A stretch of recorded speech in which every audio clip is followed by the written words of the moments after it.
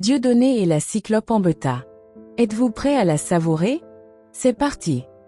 Dans un petit village du Congo, la vie était paisible jusqu'au jour où l'enfer s'abattit sur ses habitants. Des coups de feu retentirent, des cris s'élevèrent, et le sang coula sur la terre rouge. Un groupe de terroristes avait attaqué, brûlant maisons et tuant sans pitié. Parmi les survivants, un jeune homme nommé Dieudonné s'enfuit vers les montagnes, laissant derrière lui sa petite sœur Moina.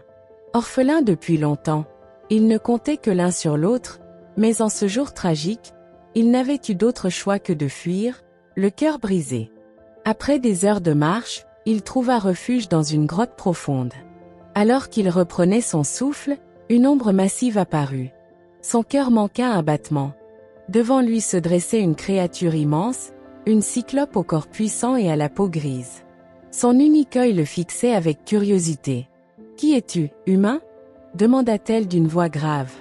Terrorisé, Dieudonné recula, mais il remarqua rapidement que la créature ne montrait aucune hostilité. « Je m'appelle Dieudonné.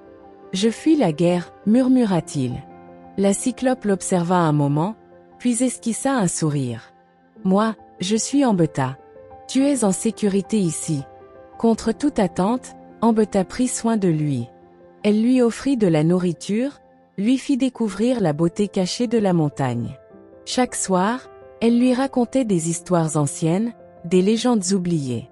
Au fil des jours, la peur de Dieudonné s'effaça, remplacée par une profonde admiration pour cette créature étrange et bienveillante. Ambeta, elle, tomba éperdument amoureuse de lui. Et un jour, alors qu'il la regardait sous la lumière des étoiles, il comprit que lui aussi l'aimait. Mais un poids restait sur son cœur. « Je dois retourner au village. Ma sœur est encore là-bas. » Le visage d'Ambeta s'assombrit. « C'est dangereux, Dieudonné. Je ne peux pas l'abandonner.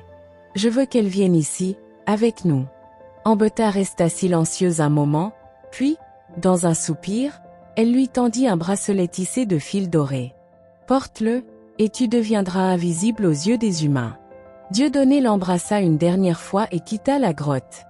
Arrivé au village, il trouva Moina cachée sous des débris. « Nous devons partir, Moina.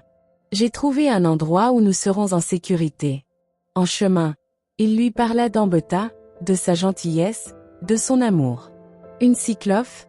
murmura-t-elle, hésitante. Mais elle voyait l'éclat dans les yeux de son frère et comprit qu'il disait la vérité.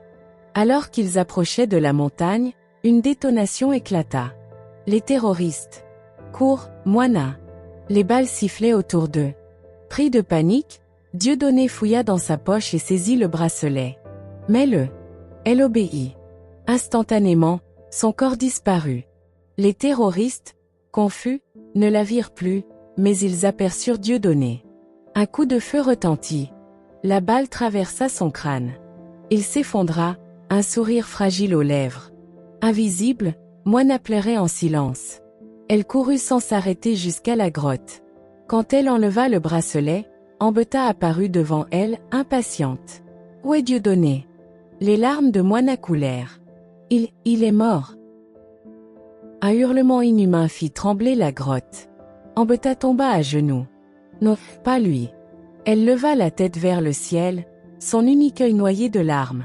Puis, dans un geste de désespoir, elle plongea ses griffes dans sa propre poitrine.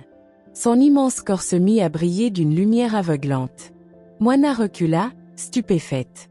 Quand la lumière s'éteignit, Ambeta avait disparu. Moina resta longtemps dans la grotte, plairant son frère et la cyclope qu'il avait aimée. Un matin, des militaires vinrent dans la montagne, fouillant les grottes. Les terroristes ont été arrêtés, annoncèrent-ils. Tous ceux qui se sont cachés peuvent revenir au village. Moina les regarda longuement. Puis, le cœur lourd, elle se leva et quitta la grotte, laissant derrière elle les souvenirs d'un amour tragique et d'un sacrifice éternel. Alors, qu'avez-vous pensé de cette histoire tragique et émouvante? Partagez votre ressenti dans les commentaires. Et surtout, n'oubliez pas de like et de vous abonner pour ne rien manquer des prochaines histoires captivantes.